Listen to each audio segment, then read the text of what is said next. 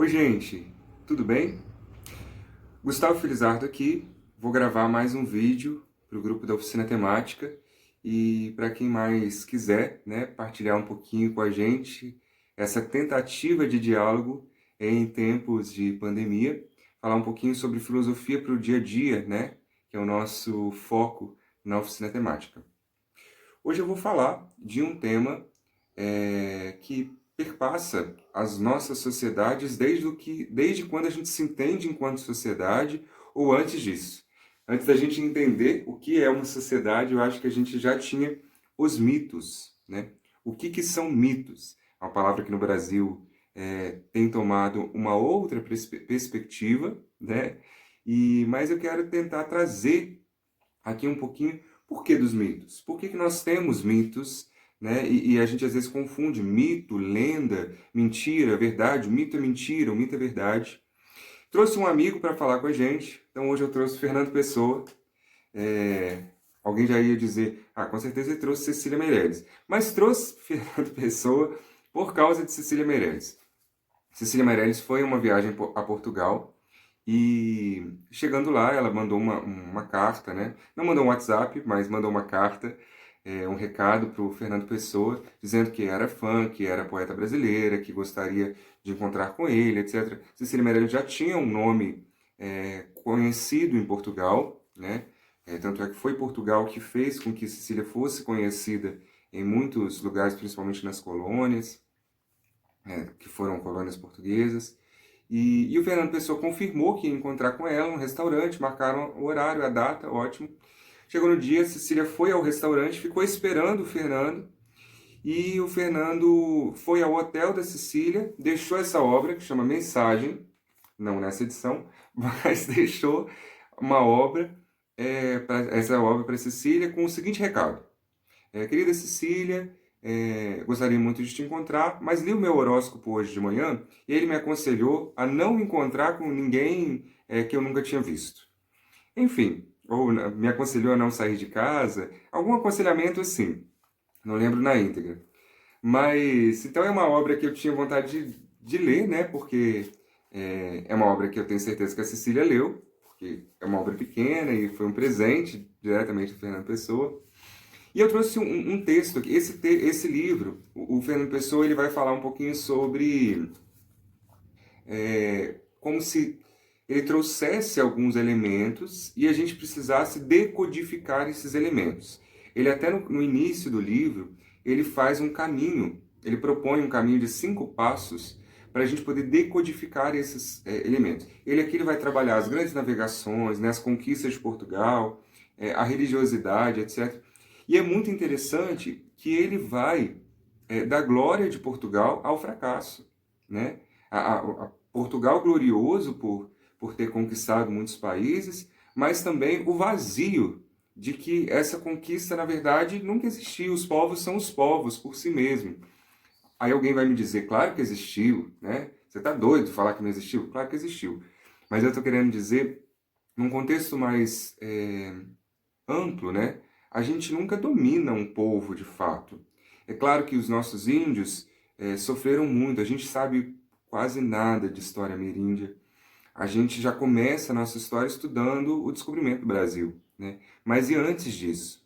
Então, o Fernando Pessoa ele trabalha isso, né? Principalmente nessa sociedade que a gente vive hoje, né? Que a gente é convidado ou obrigado o tempo todo a ter sucesso.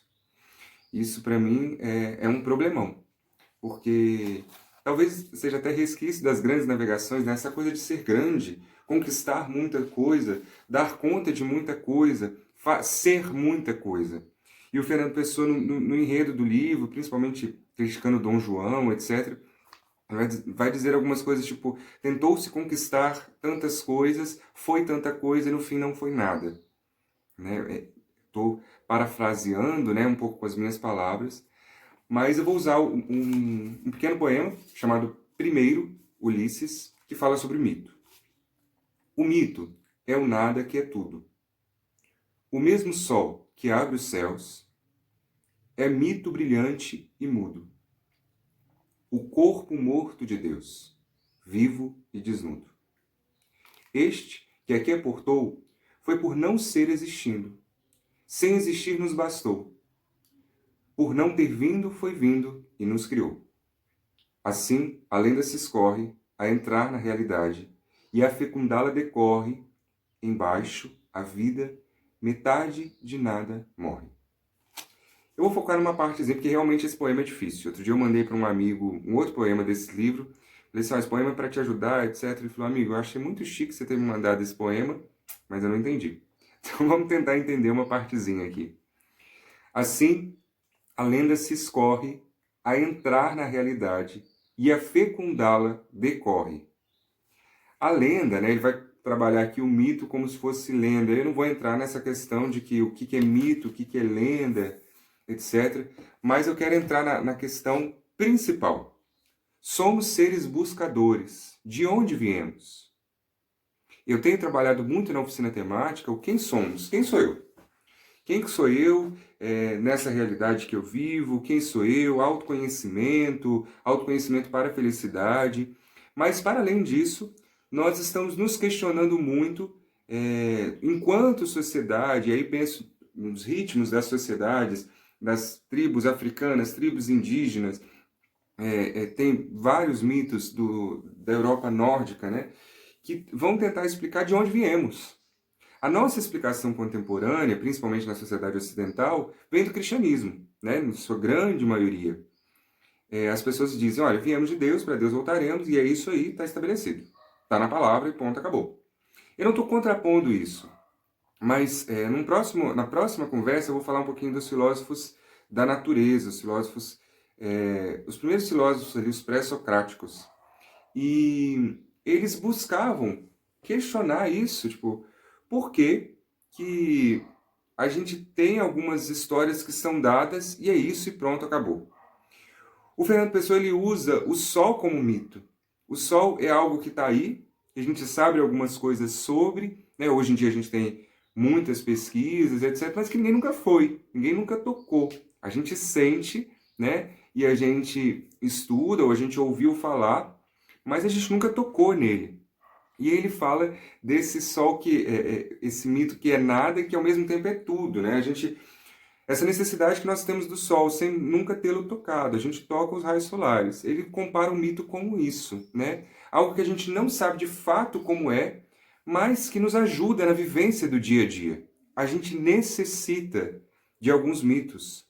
E aí eu estou falando de uma visão geral. Um ou outro, eu tenho certeza que vai me dizer, não, eu não preciso, eu sou ateu, eu sou agnóstico, eu não acredito em nada para além das coisas que são visíveis. Beleza, tranquilo.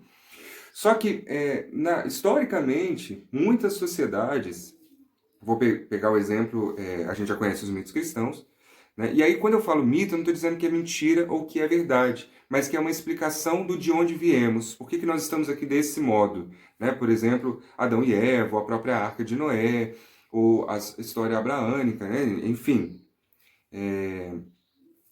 Mas tem um mito nórdico na Europa, que é o mito do Thor, né, o deus Thor. Eu vou resumir bastante, mas é porque o Thor ele defendia lá os camponeses com o seu martelo, né, que era muito poderoso, e vez ou outra, o Thor ele tinha também a deusa da fertilidade, que ajudava tanto as mulheres a terem filhos, quanto o solo, né, a ser fecundo, etc.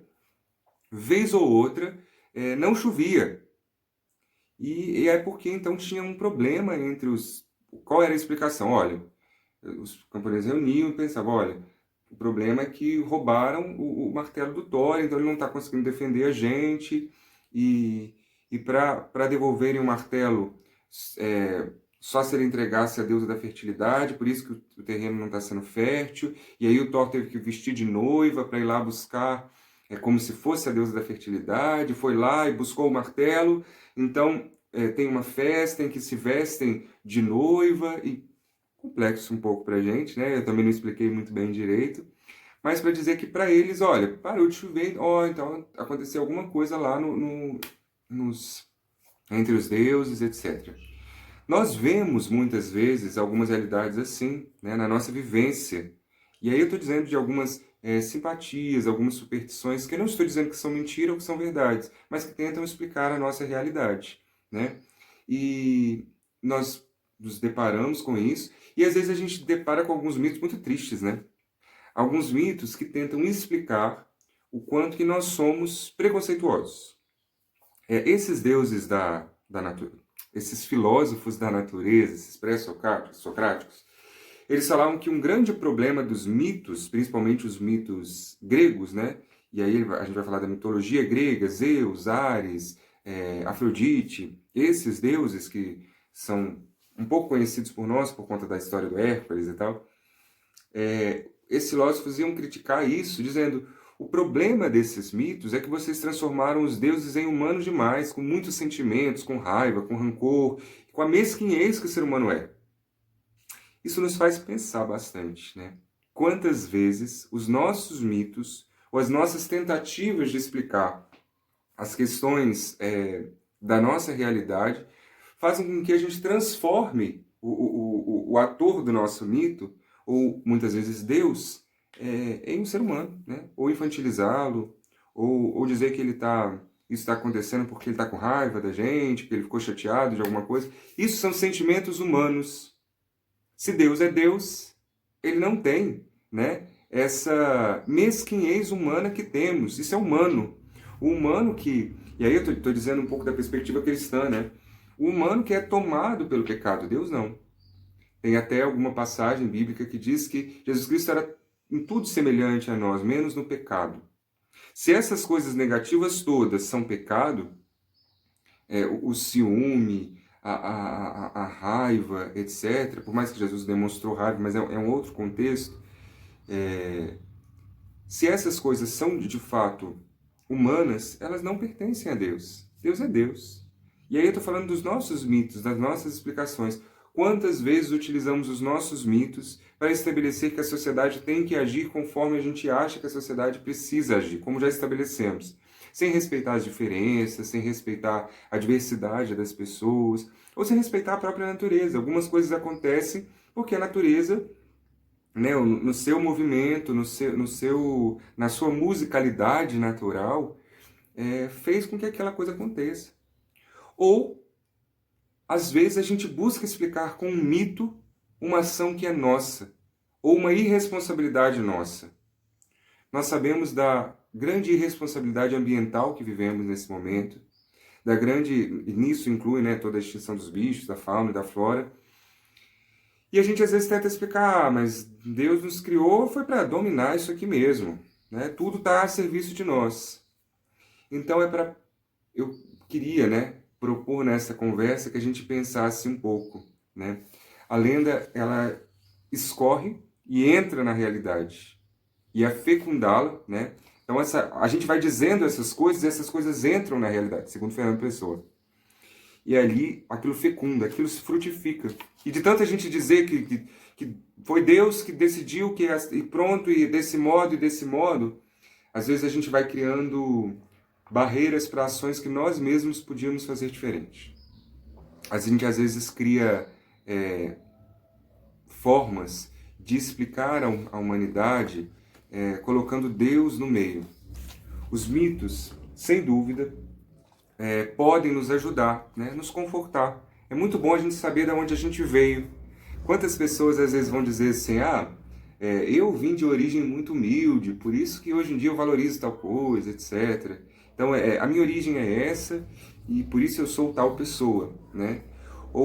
E aí a gente às vezes faz o contrário disso. Pega um mito e justifica. Temos que ser assim porque algo que é maior do que nós mandou que nós fôssemos assim. Sem pensar que, às vezes, essa história está trazendo infelicidade para algumas ou para muitas pessoas.